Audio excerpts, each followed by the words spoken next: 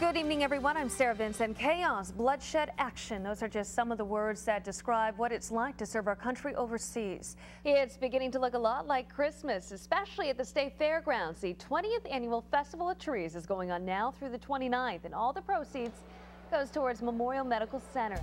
Good evening, Central Illinois. I'm Sara, Vincent. History was made last weekend when the U.S. House passed health care reforms. All right, Danny, and speaking of Valentine's Day, is Cupid shooting an arrow in your direction this Valentine's? If so, have you gotten your gift for your significant other? Well, if not, you're not alone. ABC News Channel 20's Andrew Hansen has more on those last-minute love shoppers. Well, the persimmon seeds appear to be predicting heavy snow. The National Weather Service, though, is calling for a warmer and milder winter.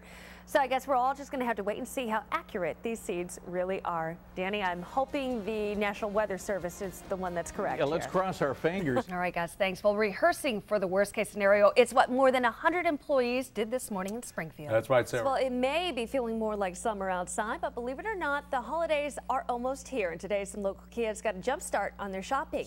Every day we see more and more layoffs and cutbacks, but you might find opportunity in losing your job, the freedom to start your own business. ABC News Channel 20's Kelly Larson joins us live in the studio to explain. Kelly. All right, Zach Kirker's joining us with a preview of high school football. Yeah, let me first say, let me say that. IDOT is trying to make your Thanksgiving trip a little easier. The department says it's suspending lane closures along the state highways during the holiday weekend. Sara Vincent is live at the Logan County Courthouse with more on today's proceedings. Sara.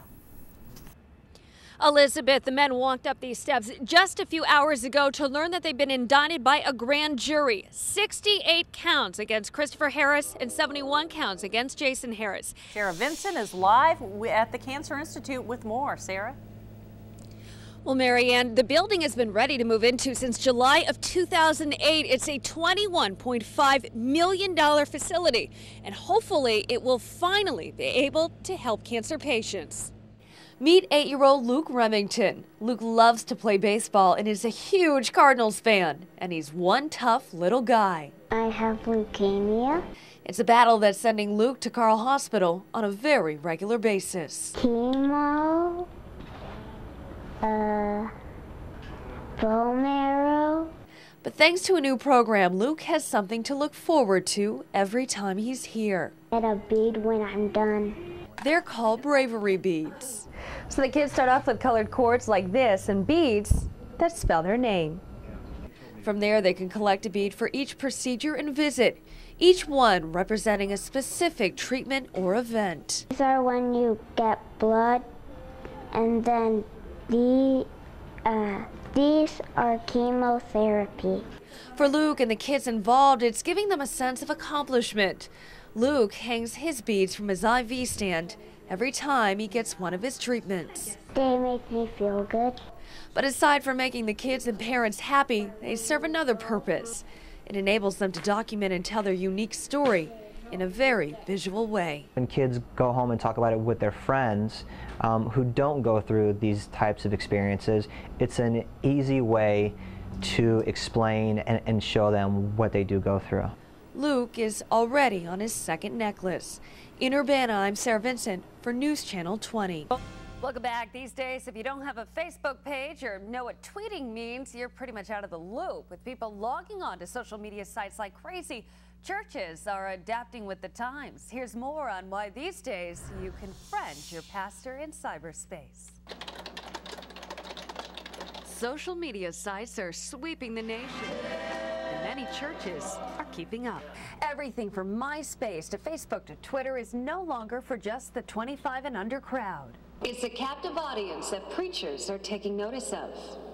Pastor Eric Hansen of iWorship in Springfield has never been afraid to think outside the box when it comes to teaching the Lord's lessons, and certainly didn't shy away from this new technology.